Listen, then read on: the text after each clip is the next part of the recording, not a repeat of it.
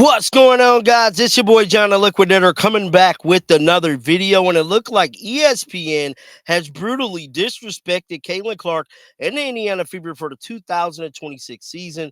Guys, for this one here, we got to go all the way up to Indy. Let's get it. Let's go.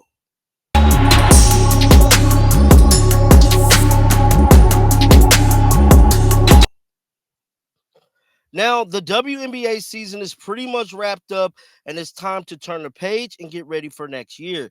One of the biggest storylines going into the 2026 season will be none other than WNBA superstar Caitlin Clark.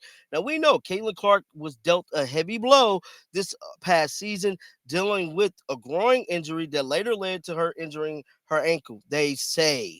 Now, we ultimately know the Indiana Fever nearly won a WNBA championship if it wasn't for injuries. With all of that being said, we have to talk about the 2026 season.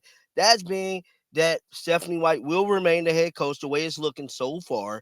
I don't think they're going to fire her. Just like I told y'all before, I feel as if she overachieved for the 2025 season based on everything that had transpired. Now, one of the biggest factors is how would Caitlin Clark look coming back? What type of offense they gonna run? Hopefully, we find all of that out very soon. But I am a strong believer in giving the ball to Caitlin Clark, keeping the ball in Caitlin Clark's hands. Well, I'm here to tell you, ESPN felt a totally different way about the Indiana Fever 2026 season because they just put out an article that got everybody scratching their head. Let's head on over to X right now. So as you guys can see here, man, it said ESPN disrespects Indiana Fever with 2026 power rankings. Man, shout out to Christian X over on X. He just shared this post here. And I want to share this article with you guys. It said ESPN disrespects Indiana Fever with 2026 WNBA power rankings. Now, I have not seen this yet, and I definitely have not seen the ESPN article.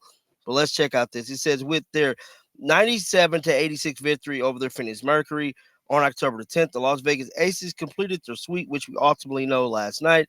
Now, however, the assignment is just beginning, as these next few months are essential, guaranteed to be the most intriguing in the WNBA history. This is largely owed to the ongoing contract negotiations between the league office and its players, which will make a systematic impact on the league as they continue to grow. So if you guys did not see my video this morning, I actually talked about the proposal, one of the first people to speak about this for the 2026 collective bargaining agreement. Now I'm gonna touch base on that before the end of this video again to kind of break down to you, but they definitely have a proposal on the table right now to avoid a lockout. But the way it's looking like these WNBA players is not about to take this current proposal.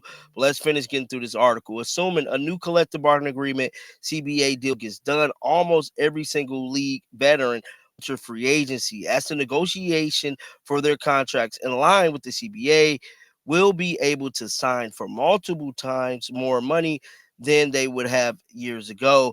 And just like I stated, man, information did come out about that collective bargaining agreement, and goes on to say ESPN's way too early Indiana Fever WNBA season rankings raised eyebrows. Now, this article was released today, and it said the sheer volume of free agents makes it extremely hard to predict what roster will look like for the 2026 season. Now, that did not stop ESPN Michael Vogel, which is a great guy on Twitter, from releasing an October 11 article entitled Way Too Early WNBA Power Rankings.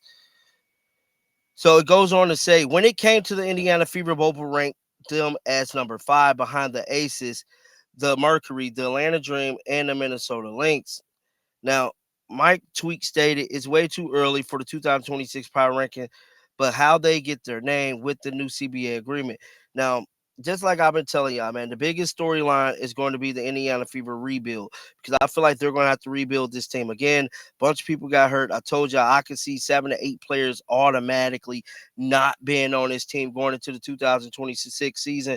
But as of right now, we just got to wait and see, man. Today, the first day of pretty much free agency. Well, not free agency, but the off season. It stated this ranking is raising eyebrows for several reasons.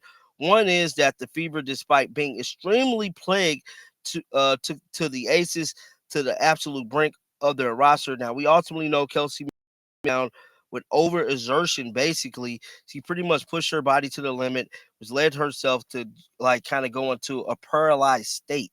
It then said then the Aces went down to dominate, which we already know. Skim past that. I'm trying to get to the rankings, bro, where they got them ranked. Therefore, the Fever have two players under contract for the 2026 season who are arguably among the WNBA's 10 best player. The only team with one player who might be included in the Dallas Wings with Paige Beckers. Plus, players want to play with Caitlin Clark, which will make Indiana a free agency destination. And just like I told y'all, man, the whole Caitlin Clark situation is similar to LeBron. People want to come where the storyline at. People want to go to the Fever because they are the biggest team in the entire league. You're going to get all of these storylines. You're going to get all of the top press. Everybody's going to cover you. And more importantly, your boy John Liquidator going to talk about you, dog. I just got to keep it real. And if you want to build your brand, build what you got going on, why not come play with the Fever, bro? It's almost a rhetorical thing to do, you know. But this is the article here. I found the actual article. Let me pull this up here real quick. So this is the actual ESPN article because I want to see where they got them ranked at. I think it said number 5, but I want to know definitively. So the Aces is ranked number 1. Wow. Phoenix number 2. Atlanta Dream number 3.